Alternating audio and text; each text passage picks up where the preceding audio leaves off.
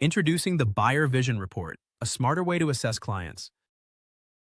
This is what you'll see when a client shares their report. It includes total monthly debt, a breakdown of credit types, and any late or derogatory marks.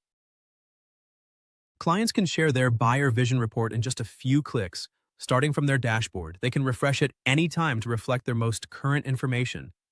And if they have questions, their loan officer is just a message away. You can access the Buyer Vision Report from your admin portal. It's designed for quick review, showing total debt, credit types, and any late or derogatory marks.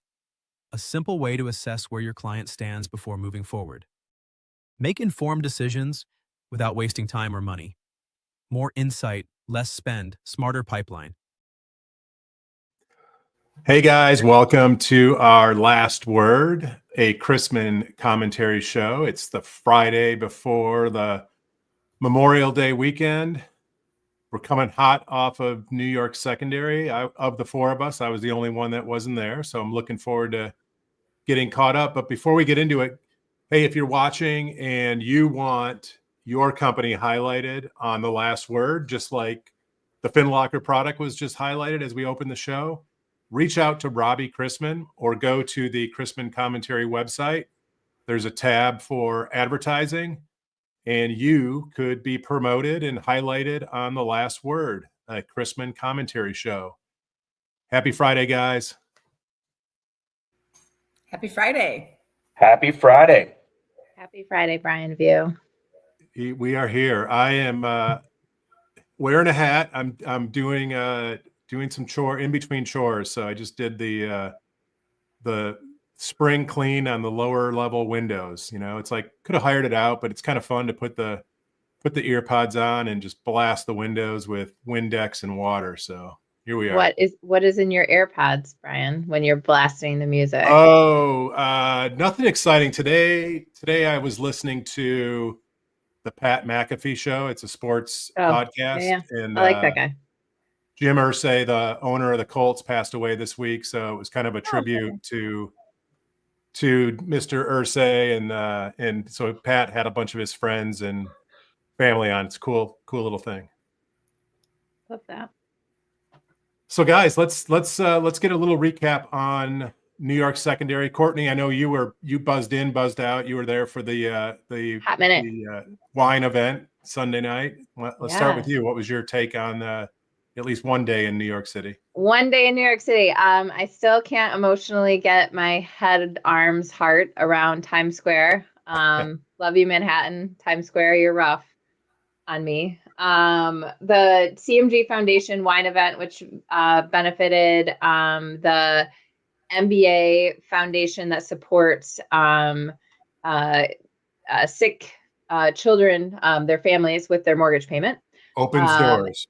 Opens doors. That's what it is. I knew it was an S. It's kind of like the extra S in there. Opens doors. And the Gary Sinise Foundation, which I thought it was Gary Sinise before we went there, but I was corrected. Either way, really normal guy.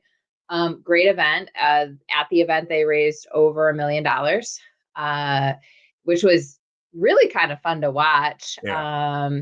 It was next level. There was a lot of who's who in mortgage places there. A lot of big CMG supporters. Shout out Loretta Aspen Grove and Proctor, who all came out from the servicing side from a support perspective. But, you know, a lot of people got cheaper vacations than they would normally pay for. And a lot of people ate good food and took cool selfies. And I don't know, I think that it's nice to gather in support of that stuff instead of maybe a lot of the other. But I know that my other friends went to the New York Stock Exchange and heard from Bill Pulte. So I think that they will probably have more industry related stuff, but really, really great event. Definitely going to happen again next year. And I think that, if you're starting at 1.3 million, you can only go up from there. Right. I got to chime in and say that the event was really cool, and it was great to be able to join in with those teams. And I think the final number was like $1,374,000 for funds raised that night. Like it's a big number. And big number. One of the things about opens doors that I think a lot of people don't always realize is there's no cost to it. Right. That MBA picks up that cost. So 100% of the money goes to families where their kids are having horrible illnesses, and it pays their mortgage or their rent so that they're not having to worry about it. And then, of course, the Gary Sinise Foundation, close to my heart, helping wounded veterans with having mortgage-free homes. Like, it's just such a cool thing to do. And it was a great venue. You know, the CMG Foundation, CMG team did a fabulous job of putting it on. And it's always fun to see everybody get dressed up. People were not in their banker blue suits. They were dressed up. Yeah, they were in sparkle. Right? It was sparkly. And it was really a good time to see folks and feel the energy. It kind of feels like the old days, if you will, where people are excited and not just talking about, well, this is what the 10-year did, and can you believe this is what happened? And then we had to wake up and go to the real world the next couple of days. Yeah, I mean, I think that kicking off the conference with that event is a great, like, foundational mindset, you know, for the attendees, because, you know, at the end of the day, yes, we're all in it for profit, but, you know, if you peel back the onion, we're all here to really put people in homes and keep people in homes and help families build wealth. So it's just I love the energy. Does Chris still get up there and really kind of drive it home? Yeah, you know, Chris is one of one. And I know we're all one of one, but let me just say that Chris George is one of one. But he uses his magic for good. I've seen it over and over again. And this, I mean, obviously these types of events, particularly at the Rainbow Room in Manhattan, you know, can't be pulled off without an enormous amount of support from the industry, but also there's an enormous team of people internally at CMG that, you know, worked toward getting that done. And it was very fun to see those folks dressed to the nines at the event, spotting for the auction. You know, they all had their hair and makeup done. And it really, it was really, really run well, from the initial event to the wine situation to the dinner. It was cool. It was cool to be a part of. And hopefully there's enough shishi that next year tickets we sold out of tickets that people couldn't get a seat in the room. That's why I stayed home. Yeah. But, you know, hopefully next year we can have just as big of an impact. But yeah, Chris told a really, really funny story about how when he met Gary originally a long time ago, both Californians, both yada, yada, yada. Someone came up to their table and asked if he was Chris George instead of, are you Gary Sinise? So that was really, really funny. And it started the night off in only a way that Chris George could. Love it. Yeah, that Chris is a badass. He's definitely one of one. His son, AJ, and I are on the board of California MBA together. He's doing a lot of work on behalf of the industry. I've been to that Open Doors event a couple times, and CMG has really been leading from the front on that.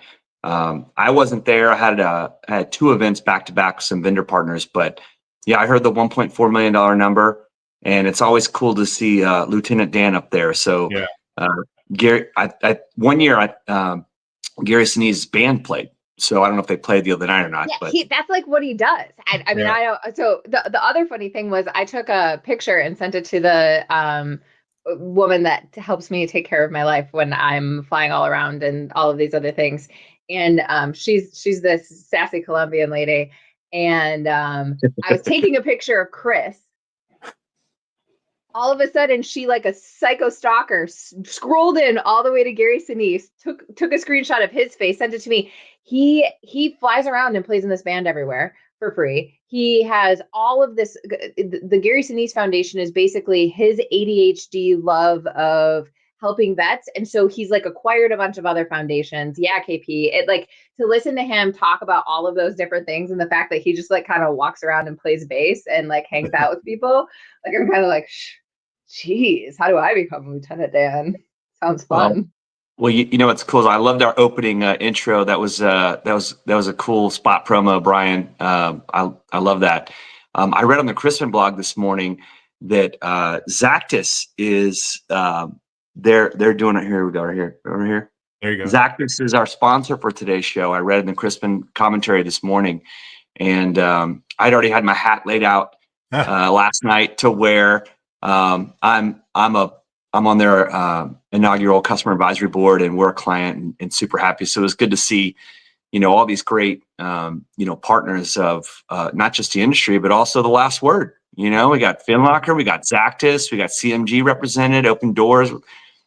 We're rolling into Memorial Day weekend, in a good spot where we can remember those that have fallen. And, I think it would be remiss, not to mention that Memorial Day weekend is not just about those, who have fallen serving the U.S. military in battle, but anyone that's ever served in the U.S. military that is no longer here. So it's going to be a nice 3-day weekend for us to go out and, pay respects and tribute those who served our U.S. military. So we are ending the week, the last word, in a good spot, so we can go out and remember what the weekend is all about.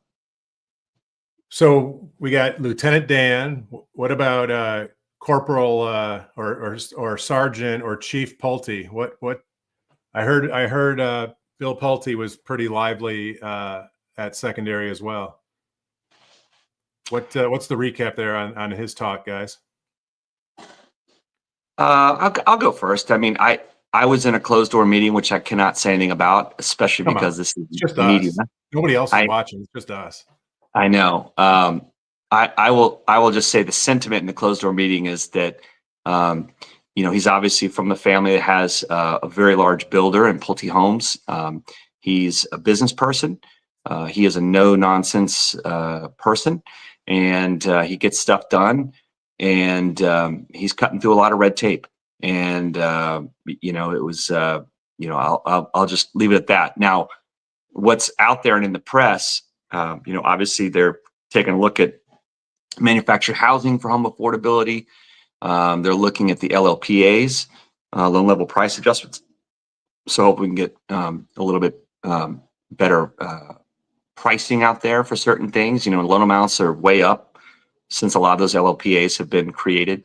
They're looking at insurance costs, title costs. He put FICO dead in his crosshairs and tanked their stock 25%. I mean, could you imagine if you just ripped out your little trader account and shorted that stock? You would have just crushed it. So even just buying a put. And so, I don't know that they can force a private company to lower their prices, which is what we all want. But there was a lot of bullet points talked about out there, and I feel like they're going to do some things. So I'm positive on it. I read in the Chrisman commentary a long write up about Bill Pulte this morning, and it highlighted like 10 things he's working on, which I think is great. It's like I don't know, how could you poo-poo that? We got someone who's active, he's out there, he's visible, he's talking, he's saying, I want to work on this, I want to work on that, and we're going to do this. And I think they're actually doing things. They said they saved $97 million. I talked about on my LinkedIn post last night, the whole Chinese drywall BS we went through like a decade ago. There's still regulations about how to get drywall into homes. I mean, we you guys know I flip houses on the side with a buddy, and we just got through drywall and on phase on one of our houses, and it's a big phase because your home starts to take shape and people can walk through it and feel it. And there's a lot of red tape in ordering that. And with a wave of a pen, he got rid of some regulations. So he claims to have saved $97 million, which, I know everyone can poo-poo that too and go, we just raised our debt ceiling by up to $4 trillion and passed a $3.8 trillion budget. But $97 million is a lot of money. $150 billion is a lot of money, whatever Doge claims they did. I mean, it all adds up. It compounds over time. So I guess we'll just go broke as a nation, dead ass broke a little bit later until we really tackle entitlements. But I love when business people come into the government and they're like, they say what everyone has always said. What a mess. What a mess. What a bunch of inefficiency. This is our money. And we're going to do something about it. Even if it's, just little things here and there, like, doesn't everybody want that? Is there anybody that doesn't want that? I mean, I guess if you get fired and you can't find a new job, maybe you didn't want it. But I love his approach. No nonsense guy. I'm leaving it for no nonsense person. No, well, I would say he is a guy, right? Like he definitely. I don't even know what I can say anymore without getting yelled at. So I'm just going to say I'm trying to do my best. I mean, he's the guy, and I think it says a lot about the MBA that he's willing to show up in person and have the conversations. And it wasn't a Zoom call. He didn't send somebody else. He came and had face-to-face engagement with the group. And I don't know about you guys. I did not, other than the CMG event, I really didn't attend a bunch of parties. I went to 2 besides that. And, mostly just because I had meetings in those same locations. So I tried to do this conference a little differently and instead of running from meeting to meeting, which still happened a little bit, spend more time with the people that we needed to partner with. And I got the sentiment from a lot of folks that was where they were too, that the conversations are more about partnership and, hey, we've made it this far. We don't know where this ends, but we know it didn't end when we thought it was going to. We're not seeing the same regular cycles. And there are more in-depth conversations about how do we make the business work in any cycle. And I find that to be a very good thing. And who is it that Martha Stewart that says that? This is a good thing. And I'm at home, so I'm going to have my little Martha Stewart saying on. Did she say that from jail? I don't think that's where she says it from. I think she said it when she's like, oh, like she turns out some like magic craft that looks like she spent 1 billion hours, and she's like, oh, in jail. She was at Camp Cupcake. Yeah, maybe. I think she said it right. She said it right after sharing the peace pipe with Snoop Dogg. Snoop Dogg. I was like, like I kind of want to hang out with Snoop That was Dogg. a contact high, Brian. Leave Martha alone. She's like the baddest baddie that ever did baddie in the history of female baddies. Like, she's got street cred. She went to jail. She has got cred. I feel like we need Snoop Dogg at the CMG wine event next year. We need him on the last word. I think Robbie can arrange that. You work on that. You work on that for us. But I think the sentiment was good, and just the fact that people are starting to really have some in-depth conversations around what partnership looks like. And I know, Brian, you've been that way for as long as I've ever known you, from wholesale relationships to where you are as a fintech partner, that it's not a vendor relationship, if you will. It's really about understanding people's business and how you grow. And those conversations held true from, the MI companies that we sat down with, to the fintech partners that we sat down with, to the aggregators, right? It's really about what does that look like and how do you go deep instead of just going wide. I don't need 100 partners. I need 10 or whatever the number is based on the size of your organization and what you're planning on doing. And I think that's a positive for where we are as an industry and how we move forward. Yeah, as much of the gloom and doom that you can go and find about business and the industry and the market, blah, blah, blah, blah, blah. I was on a call on Tuesday morning. There was 100 loan officers on the call and 4 on a panel. These 4 loan officers, year to date, their volume's over 100 million, not in aggregate, individually. And they told, they each spent 5 to 10 minutes kind of talking about what they do, how they're doing it. They're not doing anything special. There's no secret sauce. They don't have any proprietary product or tech or anything. They're just literally rolling up their sleeves every day and getting after it. And, I think from there he is. Look at those guns. I'm so weak right now. My takeaway from that session was, first of all, I was inspired because it's like I was expecting and going into that call to hear about some crazy process and system, and no, it's just basic blocking and tackling. It's picking up the phone and making phone calls and talking to people and getting in rooms and showing up and being visible. And I think too many of us collectively, not us 4, but too many of us in the industry just kind of just look at the negative and get laser focused on that. We can't get out of our own way. And there's business out there that's getting done. It's just, we just got to get after it. Salt and pepper on what Christy said. I think that I came from the legal profession to the mortgage profession. And I would say at the human level, I couldn't imagine a better industry to be in terms of people that are really willing to help people, but it's not, nobody's like paving that yellow brick road for you. And I like what you said there, Brian, too, about, there's business to be had out there. You just need to be able to have those conversations, come up with new ideas, be willing to be wrong. I've been trying to change things in mortgage servicing since dinosaurs ruled the earth. I even had, one of the people that I admire the most in the world in mortgage servicing pull me aside and tell me, you need to go back to the operating side. You're not asking, but that's what you need to do, because it's going to be really, really hard to sell what's in your head, because we just all want to do things the old way.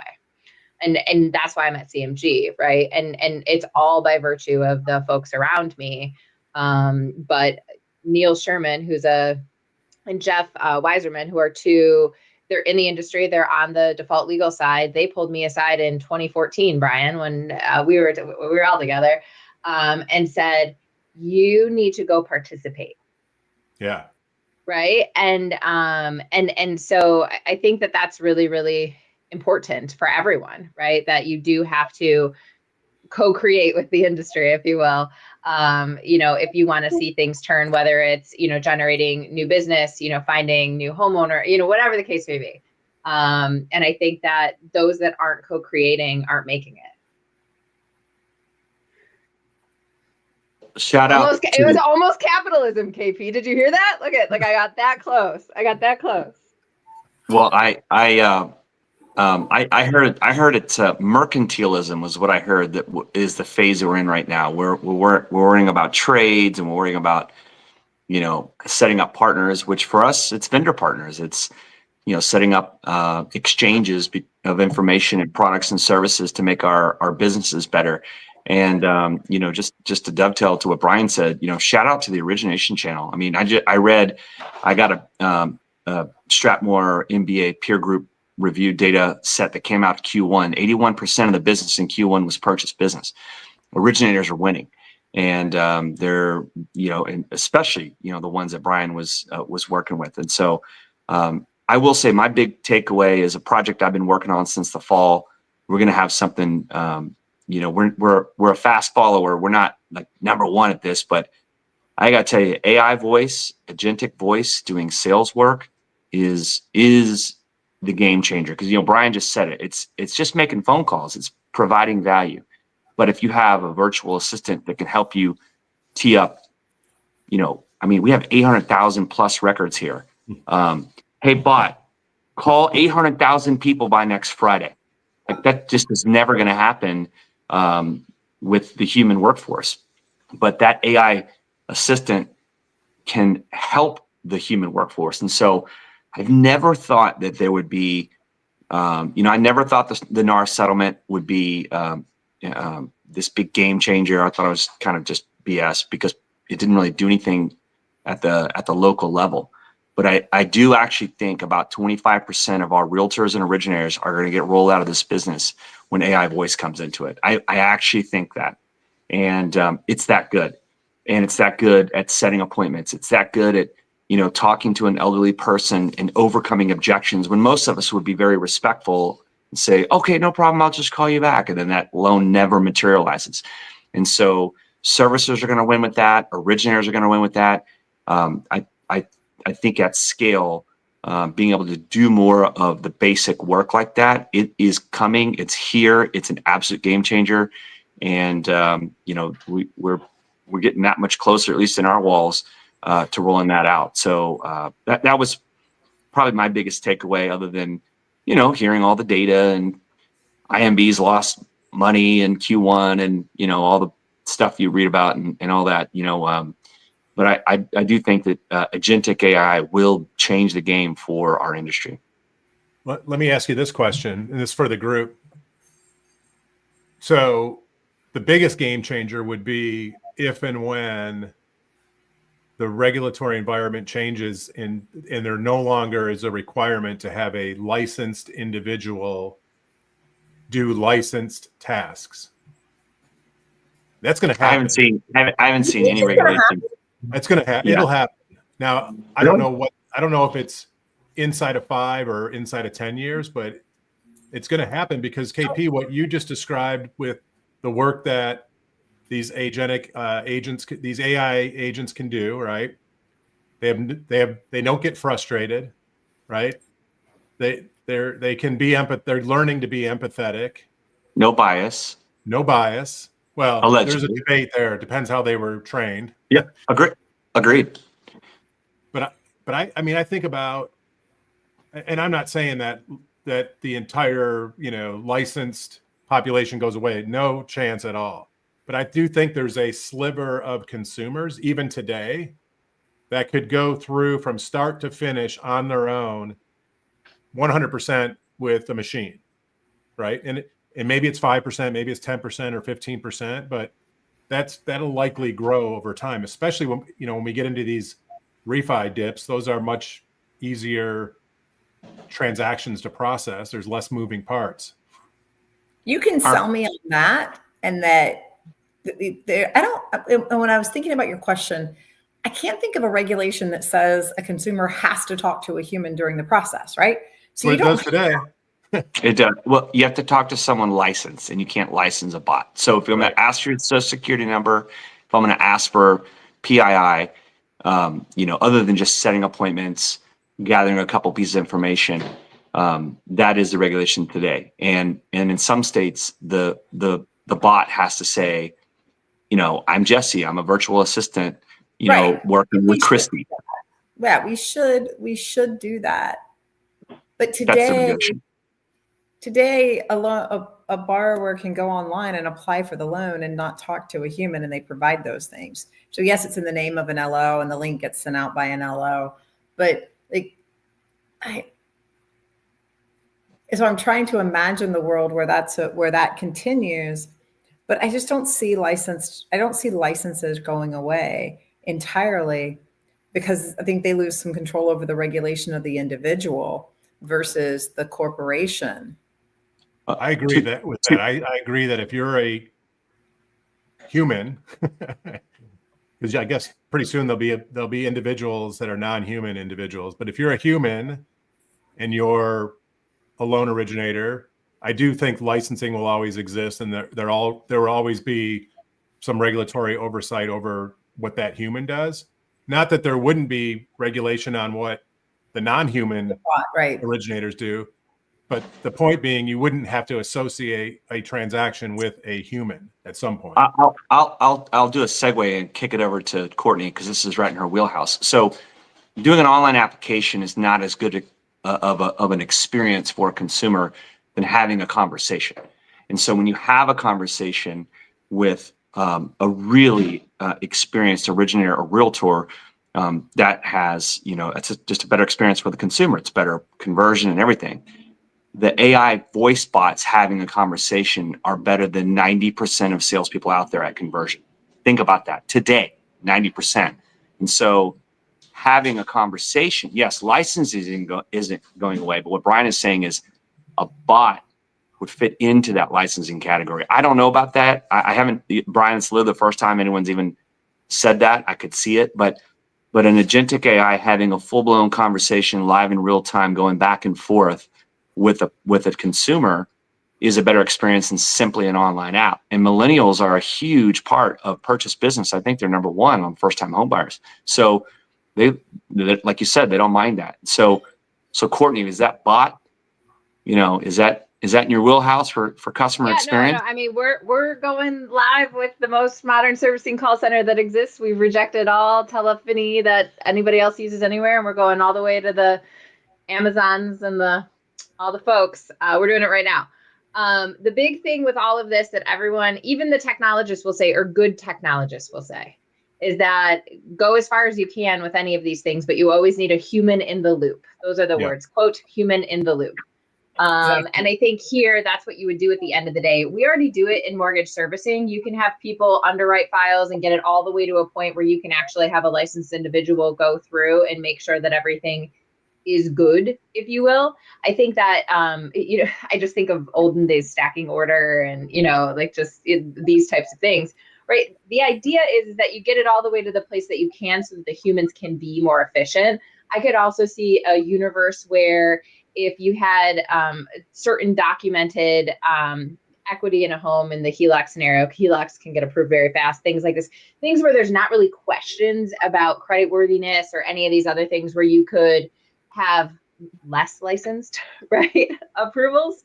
I think that I don't see, God, it's like saying like lawyers could go away too. I am gonna have to think about the licensing question a little while. But I mean, there's a lot of programs online where you can generate your own will and, do all of these other things now because of advancements in technology.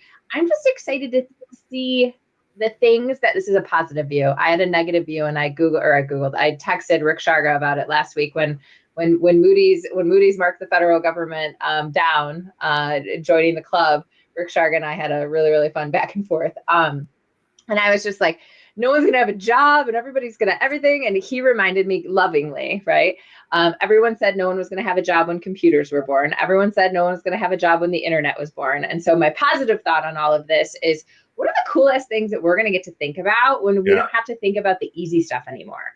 Like the fact that I even said stacking order and I got like a half smile out of everybody on this call, hopefully other people on the other side of this, screen as well, right? Like, oh my gosh, like if these simple basic things that go away, what happens next? And I do think that that's where quantum computing is going. And I do think that that's where all this other crazy stuff is. It's just, I hope that the humans that didn't have to think along the way know how to think when that happens, right? And that's my sincere hope. But human in the loop. I love it. Human in the loop and no more rubber thumbs, right? For those stacking orders, you'd have the rubber thumbs to underwrite. Right. Or that sticky stuff, like not, yes. the that's fingers. Yes, the earwax. Look at the comments. We got some firepower in there. We got some good peeps in there. Thanks for everyone getting involved. We appreciate it. I was trying to keep up with that, but I was like a squirrel getting distracted, so I had to hide it. So, guys, great combo. Christy, enjoy Ryan Adams, not Brian Adams. Not Brian. Down at the Austin City limits. Courtney, keep your sweatshirt on. It's going to be cold here up in the Mountain State all weekend. KP, I'm sure we're going to look forward to see soccer and baseball on your feed over the weekend.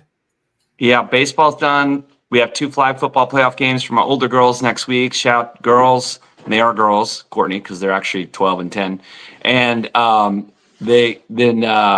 soccer tournaments. My 8-year-old son and my 12-year-old daughter. We're balls deep in soccer this weekend. There you go.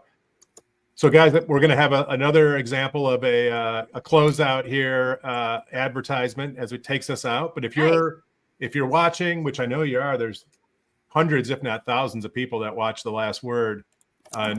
Maybe not all live, but I see the numbers climb like at weird hours of the night. If you're interested in being promoted on The Last Word, reach out to Robbie Chrisman. Again, go to chrismancommentary.com. Check out Robbie. He'll set you up. KP, Christy, Courtney, have a great long weekend, and we'll see you next Friday. Have a great weekend, everybody. Welcome to Key Steps, the free financial fitness app that guides you through your home ownership journey.